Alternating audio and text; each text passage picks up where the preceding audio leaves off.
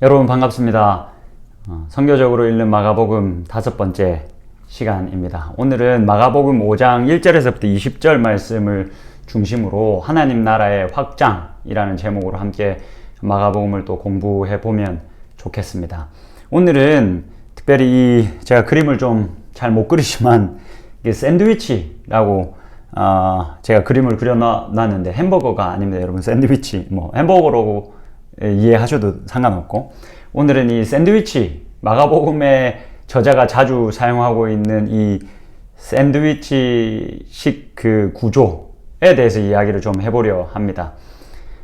무슨 말이냐면, 마가복음의 저자가 자신의 그 복음 이야기를, 예수님에 대한 이야기를 자주 쓰면서 이 샌드위치식 구조를 자주 사용한다는 것을 마가복음을 열심히 그냥 보면 안 보이고 열심히 들여다보면 이런 구조가 눈에 보입니다. 이 샌드위치식 구조가 어떤 거냐면, 이 처음과 끝의 내용을 평행을 이루게 하는 겁니다. 내용 같은 단어를 사용한다든지, 아니면 어떤 내용이 반복되게 한다든지, 혹은 더 나아가서 예수님이 하신 어떤 이적들을 평행하게 소개한다든지, 이렇게 처음과 끝을 평행을 이루게 하고 그 안에 내용들을 채워 넣는 겁니다. 그러면 이 샌드위치식 구조 안에 있는 내용은 어떻게 우리가 그 핵심 메시지를 발견할 수 있겠습니까? 이 처음과 끝 평행을 이루고 있는 이 본문들을 유심히 살펴보면 저자가 어떤 메시지를 이 샌드위치식 구조를 통해서 전달하고 싶어 하는지가 잘 보입니다. 그래서 마가복음을 볼 때 이 샌드위치식 구조, 이 샌드위치식 글쓰기의 기술, 방법, 이것들을 좀 염두에 두고 읽을 필요가 있습니다. 그러면 저자가 전달하려고 하는 메시지가 조금 더 선명해지기도 합니다. 예를 한번 들어보겠습니다. 여러분, 제가 지난 강의 시간을 통해서 말씀을 드렸던 그 예수님이 세례 받으실 때 하늘이 찢어져서 열렸다. 마가복음 1장에 하늘이 찢어져서 열렸다.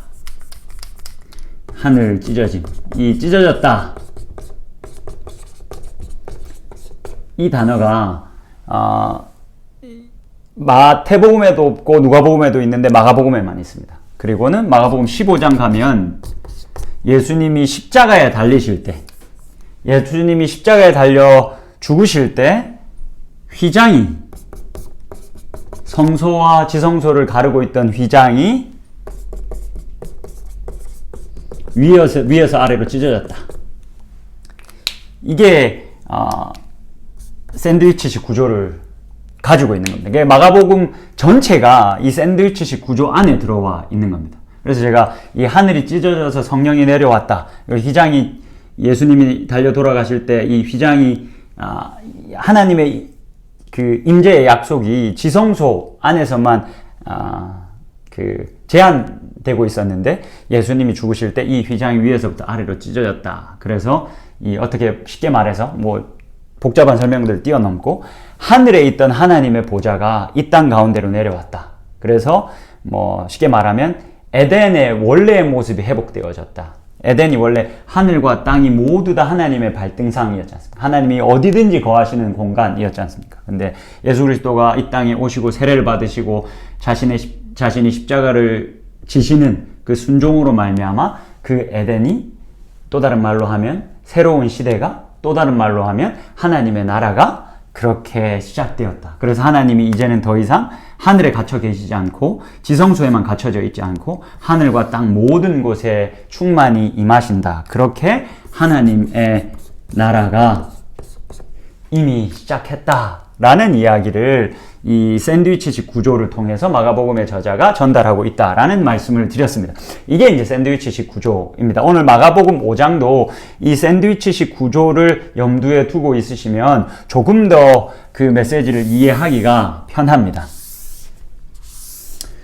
여러분, 제가 그 마가복음을 가지고 청년부 지체들과 함께 이제 말씀을 나누고 있는데, 그때 이제 드린 설교 때 이제 나눈 내용이기도 한데, 여러분 이 이야기글로 구성되어져 있는 복음서와 같은 성경들은 그 복음서, 이런 이야기글들로 구성되어져 있는 성경들은 그 이야기들을 해석할 때 인물에 대한 묘사 혹은 인물에 대한 소개, 이것들에 저희가 좀 주의를 집중해 보면 저자가 전달하려고 하는 메시지가 간접적으로 들어가 있는 경우들이 굉장히 많다라는 말씀도 드렸습니다. 복습하는 차원에서 오늘도 필요하기 때문에 한 번 더 이야기를 나눠보겠습니다. 마가복음 1장 6절에 보면 여러분 세례 요한에 대한 그 인물 묘사가 기록됩니다. 뭐 낙타 털옷을 입고 허리에는 가죽띠를 띠고 이런 인물 묘사가 마가복음 1장 6절에 기록되어집니다. 근데 이제 그 인물 묘사를 열심히 살펴보면 구약에 예언되어져 있는 엘리야 선지자 를 가리키고 있다라는 것을 우리가 알 수 있습니다. 지금 요거를 다시 설명할 수는 없으니까 뭐 그냥 여러분 이해만 해주시면 됩니다. 그래서 이 세례 요한이 구약 마지막 말라기서 4장 마지막 절에 이 예언되어져 있는 엘리야 선지자, 하나님의 나라의 도래를 알리는 신호탄 같은 역할을 할 이 엘리야 선지자가 올 것이다 라는 예언에 대한 성취로 세례 요한이 왔다라는 것을 마가복음 저자가 말하고 싶어서 그 세례 요한에 대한 인물에 대한 정보를 줄 때 이 엘리야를 떠올릴 수밖에 없는 정보를 우리들에게 주고 있다 라고 말씀을 드렸습니다. 그리고 마가복음 1장 9절에 보면 이것도 제가 청년부 설교 시간 때 이야기한 건데, 예수님을 이제 이 이야기의 중심에 서게 하고 그렇게 등장을 시키면서 이 마가복음 저자가 예수님을 어떤 출신의 사람이라고 소개를 하냐면 갈릴리 나사렛, 굳이 갈릴리 나사렛 출신의 사람이다 라는 것을 마가복음 1장 9절에서 밝히면서 시작합니다. 나사렛이라는 이 지명을 통해서 마가복음 1장 9절과 10절과 11절까지 이런 예수님의 소개에 제안을 해서 10절과 11절도 해석해야 된다. 이게 지금 무슨 말인지 설교를 안 들으신 분들은 모르실 텐데, 아무튼 뭐 요거는 혹시나 궁금하시면 갈릴리 나사렛 사람이라는 청년부 설교를 한번 보시면 좋을 것 같고, 들어보시면 좋을 것 같고, 아무튼 이런 지명, 나사렛이라는 지명을 이해하고 본문을 보면 마가복음의 저자가 예수라는 인물을 어떻게 앞으로 소개하고 싶은지가 잘 드러납니다.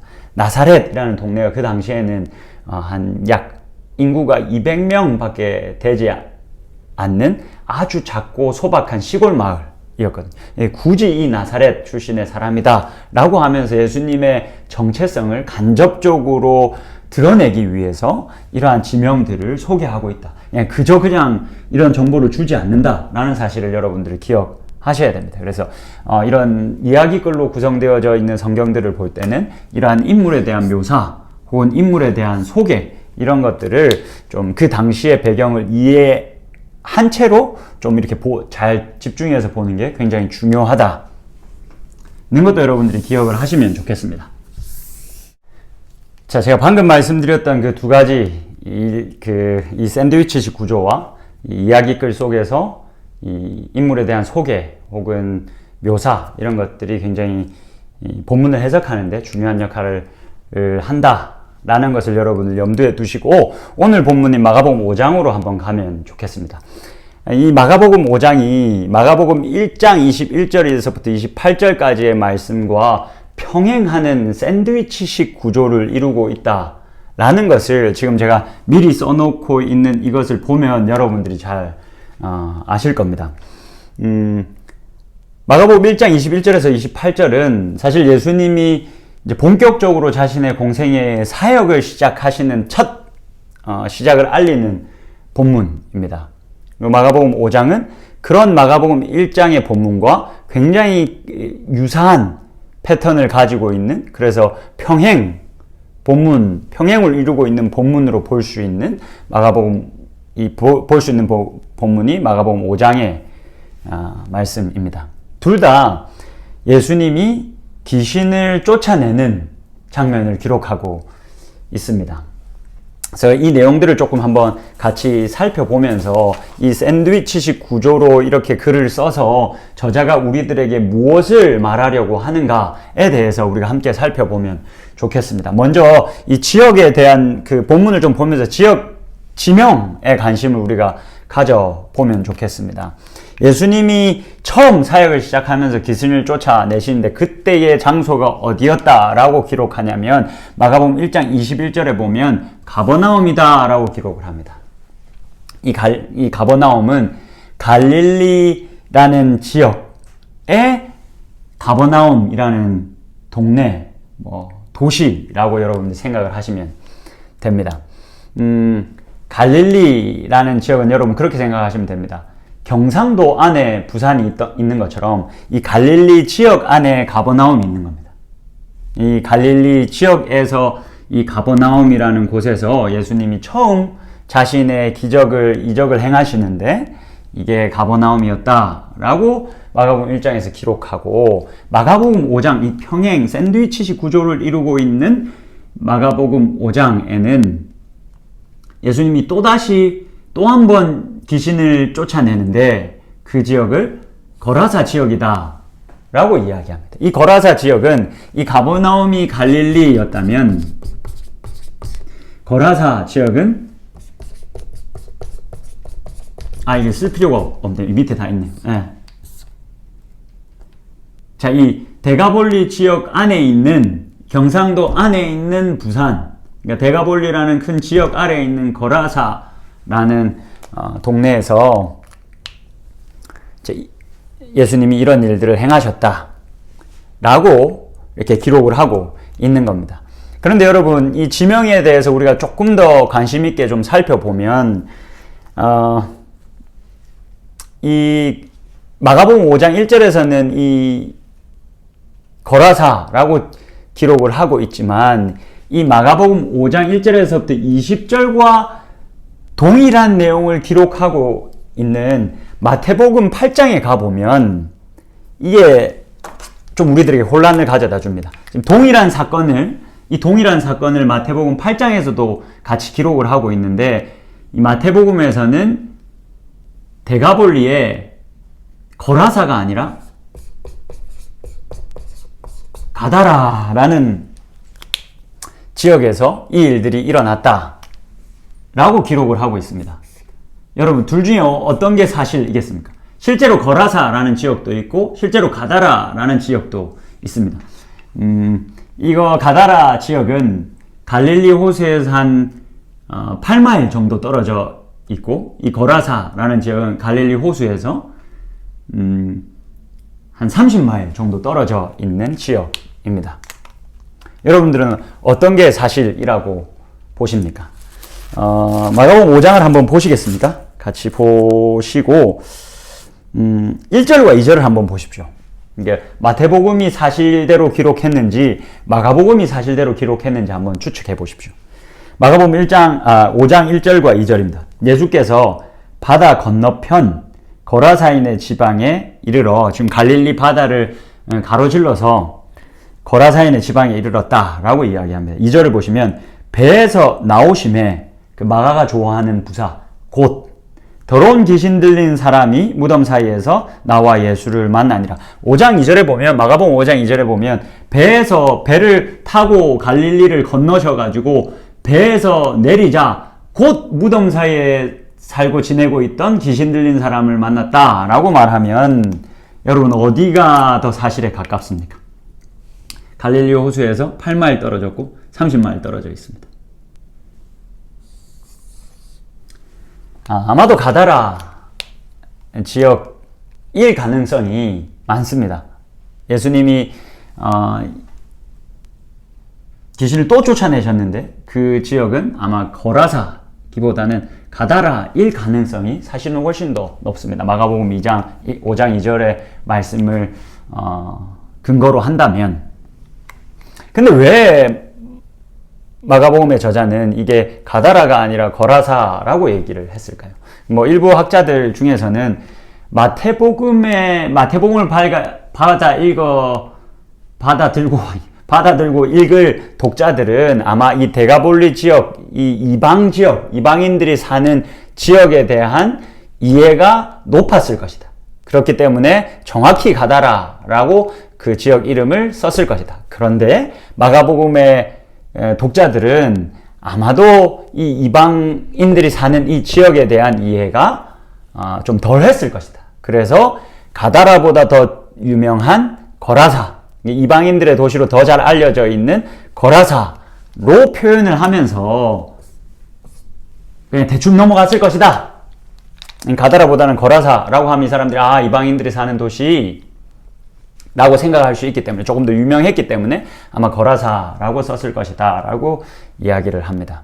그래서 한 반쯤 동의하고 반은 반대합니다. 이 의견에 대해서. 여러분들은 어떻게 생각하십니까? 요 의문을 좀 가지고 여러분들 계속 오늘 본문을 좀 보면 좋겠습니다. 자, 그 다음 또 평행되어지는 내용들을 보면 얼마나 이 마가복음의 저자가 샌드위치식 구조를 좋아하는지를 저희들이 한번 살펴보면, 먼저 이렇게 가버나움과 거라사, 유대인들의 지역인 가버나움, 이방인들의 지역인 거라사, 이렇게 평행을 이루고 있다라는 걸 우리가 알 수가 있고, 바로 이어서 이 1장 28절, 5장 20절 이 이야기의 끝에는 저자가 또 동일하게 이렇게 예수님이 이 갈릴리 가버나움에서, 유대인들의 지역에서 예수님이 귀신 들린 사람을 쫓아내자 이 갈릴리 사방 가운데 그의 소문이 퍼졌다 라고 기록을 하고, 또 이 5장 1절에서부터 20절까지의 이 내용에서도 마지막에 이렇게 예수님이 귀신을 쫓아냈더니 데가볼리 안에 예수님의 소문이 퍼졌다 라고 또 평행을 이루게 하고 있습니다. 여러분이 샌드위치식 구조, 이 억지로 이렇게 뭔가 메시지를 전달하기 위해서 맞추고 있다라는 것이 여러분들 좀 눈에 더 잘 보이지 않습니까? 자, 그러면 갈릴리와 데가볼리의 평행, 여러분 갈릴리는 유대인들의 지역으로 유명하고 데가볼리는 이방인들의 지역으로 유명하다. 이 사실을 여러분들이 계속 지금 이제 제가 뭘 말하려고 하는지 대충 이제 감이 오시겠죠? 유대인들의 지역과 이방인들의 지역. 자, 또 하나 보시면, 마지막 이 평행하고 있는 이 부분을 보면, 지금 마가복음의 저자가 예수님이 갈릴리 가버나움으로 가시고 데가볼리의 거라사로 갔는데 거기서 다 귀신 들린 사람을 만났다라고 말하면서 그 귀신 들린 사람이 어디에 있었느냐라는 장소도 우리들에게 정보를 주고 있습니다. 갈릴리 가버나움에서는 그 귀신 들린 사람이 회당에 있었다라고 기록을 합니다. 여러분, 이 회당이 여러분 누구의 전유물입니까? 회당 하면 바로 누가 생각이 납니까? 당연히 유대인입니다. 그러니까 지금 굉장히 동일한 내용들을 말하고 있는 거죠. 그죠? 그리고는 5장 2절에 또 가보면, 여기서 데가볼리 이방인들의 사는 지역인 데가볼리의 거라사 지방에서는 그 귀신 들린 사람이 어디 있었냐? 무덤에 거하고 있었다라고 이야기합니다. 여러분, 이 무덤은 어떤 곳입니까? 우리들에게는 낯설지만 이 무덤은 이방인들이 이 이방신들에게, 그러니까 우리들이 볼 때는 악한 영들에게 재물을 가지고 나와서 재물을 바치던 곳으로 이용되던 곳이 무덤이기도 했습니다. 이 무덤 하면 이방인들의, 어떻게 보면 쉽게 말하면 신전, 그러니까 좀 웃기지만 이방인들이 한 번씩 이렇게 재물을 무덤에 가져와서 영들에게 바치곤 했습니다. 여러분, 이 샌드위치식 구조를 딱 보시면 저자가 뭘 말하고 싶어 하는 것 같습니까? 예수님이 첫 사역을 시작하셨는데 귀신을 쫓아내셨습니다. 유대인들의 땅에서 유대인 색채가 짙은 곳에서 예수님이 귀신을 쫓아내셨습니다. 그리고는 이와 아주 평행한 그림을 또 그리면서 또 예수님이 데가볼리에서 거라사 지역에서 귀신을 쫓아낸 사건을 딱 이틀에 맞춰서 마가복음의 저자가 기록하고 있습니다. 유대인의 땅에서 귀신을 쫓아내고, 쉽게 말하면 이방인들의 땅에서도 예수님이 귀신을 쫓아냈다라는 이야기를 이 기가 막힌 이 샌드위치식 구조 안에서 우리들에게 생생하게 보여주고 있는 겁니다.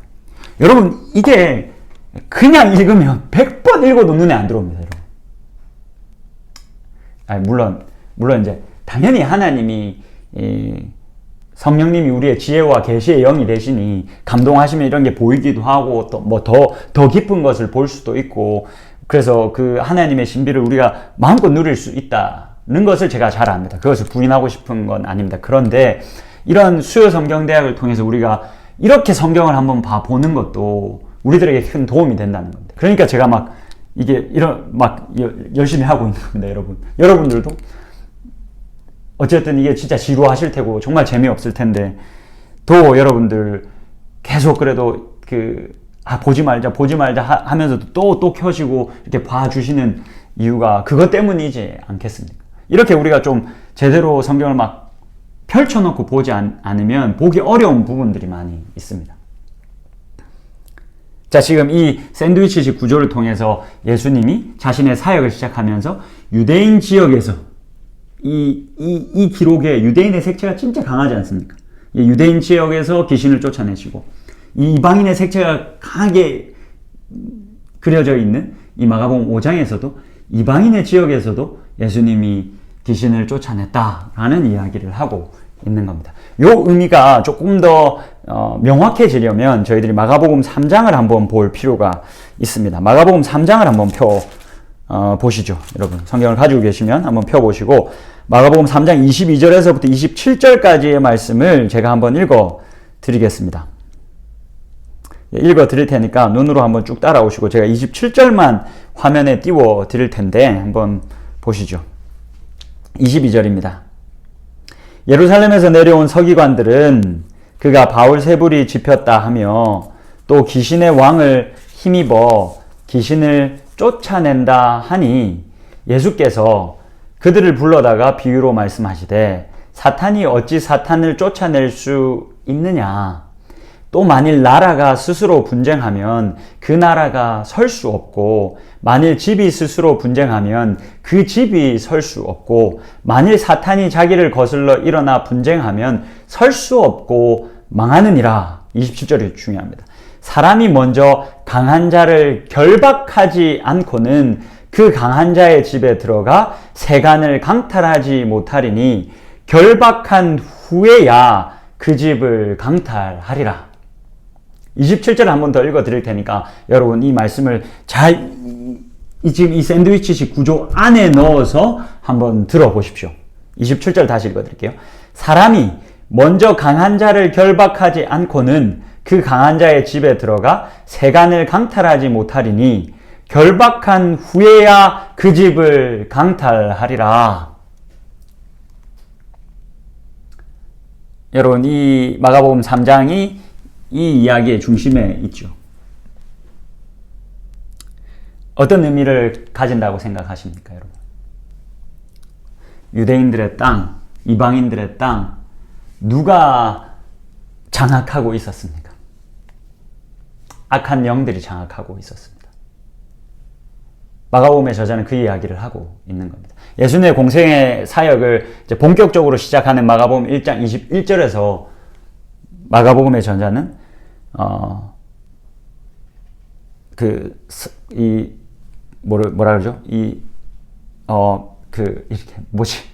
이렇게 서스럼 없이 바로 예수님이 귀신을 쫓아내는 이야기로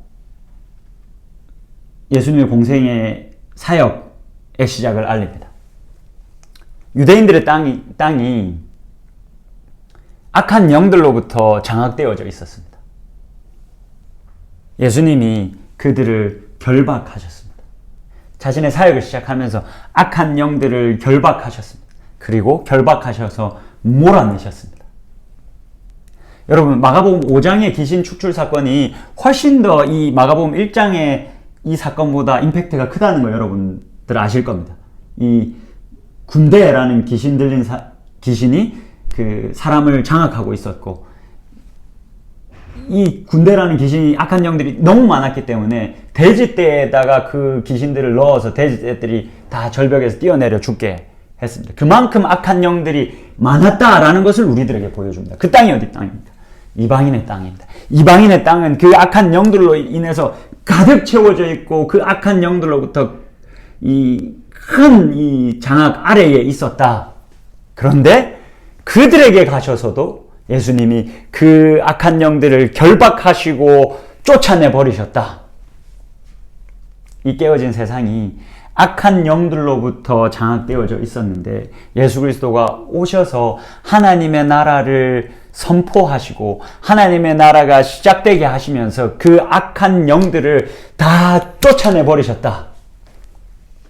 라고 이야기를 하고 있는 겁니다. 여러분, 이 마가복음 1장의 말씀 한번 보시겠습니까? 이거 이번 오는 주일날 제가 청년들과 함께 말씀을 나눌 거라 자세하게 이야기할 수는 없지만 마가복음 1장 12절 13절 한번 보시겠습니까? 이렇게 기록되어져 있습니다. 성령이 곧 예수를 광야로 몰아내신지라. 그러니까 조금 더 과격하게 그 뉘앙스를 살려서 말하면 성령이 예수를 광야로 집어 던져버리셨다. 네, 그 광야에서 40일을 계시면서 사탄에게 시험을 받으셨다. 들짐승과 함께 계셨다. 라고 성경은 기록을 하고 있습니다. 이 들짐승은 이 이사야서에서도 그렇고 그리고 이 유대 문헌들을 살펴보면 자주 이 야생 짐승들, 들짐승들과 악한 영들이 연관되어져서 등장하는 것을 우리가 볼 수가 있습니다. 그래서 많은 주석가들은 이 들짐승들, 이 악한 영들을 가리킨다 라고 해석합니다. 저는 그 해석에 동의를 합니다. 성령이 예수 그리스도를 광야로 집어던져 버리셨습니다. 그리고 사탄에게 시험받게 하셨고 악한 영들과 함께 계시게 했습니다. 이 그림, 지금 제가 설명드린 이 유대인 지방을 장악하고 있던, 이방인 지역을 장악하고 있던 이 악한 영들에 대한 이야기가 좀 더 잘 이해되시고 떠오르십니까? 그렇게 광야에 가셔서 시험 받으시고 야생 들짐승들과 함께 계셨고 그와 동시에 천사들이 예수님에게 수종 들었다라고 기록합니다. 그 기록이 있은 이후에 14절 15절에서는 이렇게 이야기합니다. 요한이 잡힌 후 예수께서 갈릴리에 오셔서 하나님의 복음을 전파하여, 이 광야에서 시험을 끝낸 다음에 갈릴리로 돌아오셔서 복음을 전파하시면서 뭐라고 말씀하셨냐면 이르시되 때가 찼고 하나님의 나라가 가까이 왔으니 회개하고 복음을 믿으라 라고 선포하셨습니다. 하나님 나라가 여기 왔다. 내가 하나님 나라를 가지고 왔다 라고 말씀하시고 그렇게 선포하신 다음에 지금 마가복음의 저자는 이 공생의 사역을 본격적으로 시작하면서 예수님이 악한 영들, 이 유대인 땅을, 이방인 땅을 장악하고 있던 그 악한 영들을 단번에 몰아내셨다. 그들을 결박하시고 그들을 내던져 버리셨다 라고 기록을 합니다. 여러분, 마가복음 저자가 뭘 하고 말하고 있는 것 같습니까? 하나님 나라가 이미 시작되었고 이렇게 하나님의 나라가 유대인 지역을 넘어서 이방인들의 지역까지 확장되어졌다. 그렇게 계속해서 확장되어지고 있는 중에 있다 라고 말하고 있는 겁니다. 여러분, 우리는 지금 그 시대에 살아가고 있는 겁니다. 여러분, 예수님이 뭐라고 말씀하십니까? 그 천국이, 그 하늘의 나라가, 하나님의 나라가 이미 왔다. 그리고 그 하나님의 나라가 유대인 지역을 넘어서서 이방인 지역에까지 이르렀다. 그렇게 계속 확장되어지고 있다라고 말하고 있는 겁니다. 그렇게 선포하고 계신 겁니다. 그러면 지금 우리 시대는 어떠한 시대입니까? 이 하나님의 나라가 계속 확장되어져 가고 있는 시대입니다. 여러분, 이 말씀 기억하시면서 한 구절만 좀 더 보겠습니다. 이사야서 11장입니다. 이사야서가 여러분, 마가복음을 보면서 이사야서를 계속 봐야 합니다. 제가 마가복음 1장 2절 그 이사야 선지자의 글에 이르면 이사야 선지자의 글에 따르면이라는 이 문장을 통해서 이 마가복음의 저자는 자신의 복음 이야기가 이사야서의 틀 안에서 이해되기를 원했다라는 말씀을 드렸습니다. 여러분 이사야서 11장 말씀인데요. 하나님의 나라에 대해서 예언하고 있는 본문입니다. 제가 이 본문 너무 사랑하고 볼 때마다 제 마음을 뛰게 하는데 여러분 한번 보십시오. 이사야서 11장 6절입니다. 그때 하나님 나라는 어떠한 나라일까를 이사야 선지자는 완전히 이해하지 못했겠지만 하나님이 감동하셔서 말하고 있는 장면입니다. 그때에 이리가 어린 양과 함께 살며 표범이 어린 염소와 함께 누우며 송아지와 어린 사자와 살찐 짐승이 함께 있어 어린 아이에게 끌리며 암소와 곰이 함께 먹으며 그것들의 새끼가 함께 엎드리며 사자가 소처럼 풀을 먹을 것이며 젖먹는 아이가 독사의 구멍에 장난하며 젖된 어린 아이가 독사의 굴에 손을 넣을 것이라. 손을 넣어도 물지 않을 것이다. 그런 해가 없을 것이다. 9절입니다.